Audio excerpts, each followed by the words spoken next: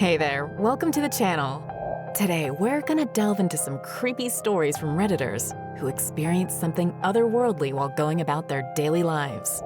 Let's dive right into top 4 ghost sightings from real Redditors.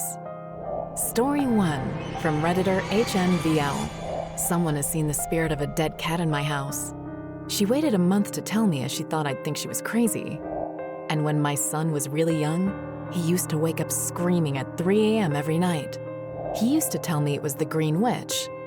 He was very young when he told me she was the Green Witch, but she wasn't green.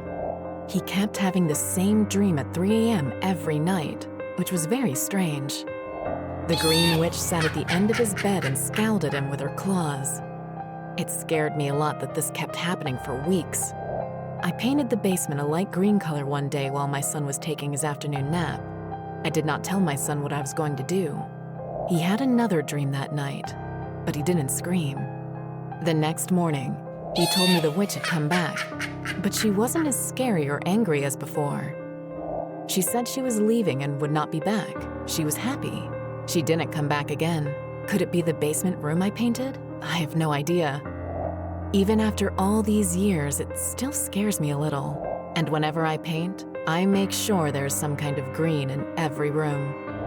Story 2, from Redditor Deep Space. The building at the center of this story is the Irving House, one of the oldest community heritage sites in the province. Built in the 1960s, it was once the home of Captain William Irving, one of the pioneers of steamboat service along the Fraser River. However, for decades, visitors and staff have reported strange occurrences that defy explanation. Legend has it that the ghost haunting the Irving house is none other than Emily Irving, Captain Irving's youngest daughter, who tragically died at a young age from tuberculosis. Many believe that Emily's spirit remains in the house because of her unfulfilled dreams and the strong emotional ties she had with her family home. She has often been described as a friendly ghost, but her presence is undeniable and sometimes even unsettling. Visitors to the Irving house have reported seeing a little girl in a white Victorian-era dress playing in one of the upstairs bedrooms, where Emily was confined during her illness. They say that she sometimes giggles and quickly runs out of sight. A particularly detailed account comes from a curator who was organizing an exhibit late one night. She heard the sound of piano music playing softly, echoing through the empty corridors. Intrigued, she followed the sound to the parlor, where a grand piano stood, but found no one there. As soon as she entered the room, the music ceased. It was later discovered that Emily had taken piano lessons and loved to play for her family. Staff members also tell of instances where they find old-fashioned toys moved around in the morning, as if someone had been playing with them overnight. Some have even claimed to feel a sudden drop in temperature, accompanied by the smell of lavender, Emily's favorite scent, wafting through the air.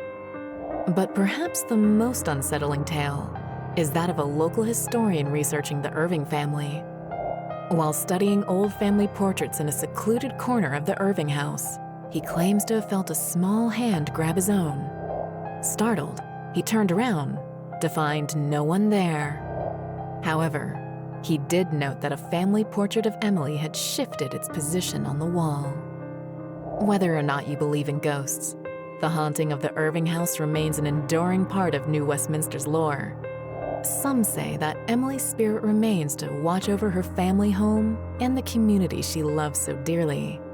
Others speculate that she's seeking someone to finally listen to her untold stories and melodies, forever preserved in the corridors of the Irving house. Regardless of the explanation, those who have experienced these events say they are far too real to be mere imagination.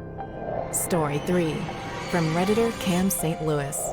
There is a ghost that haunts a restaurant located at the last unit in the original Linwood Theater complex in Washington State, which is now essentially the opposite end of where Treehouse is currently situated.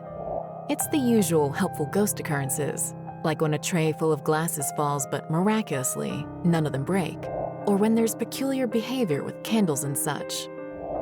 The shadow represents the darker side of the spectrum.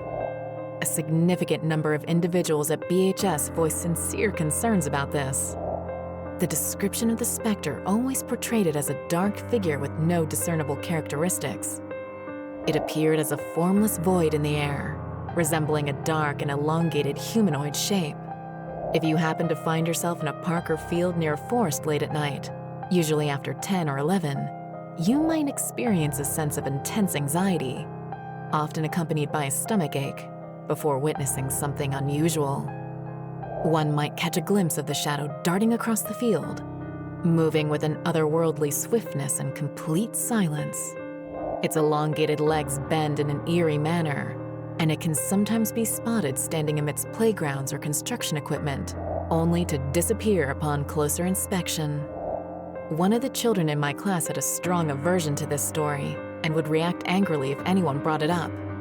Reluctantly, he once confessed to me that he had spotted the shadow while discreetly stepping out to smoke at the nearby playground.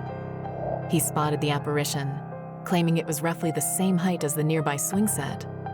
As he flicked his lighter, the entity suddenly lunged towards him, charging straight ahead. The encounter was so intense that his vision momentarily went dark when the creature seemingly collided with him.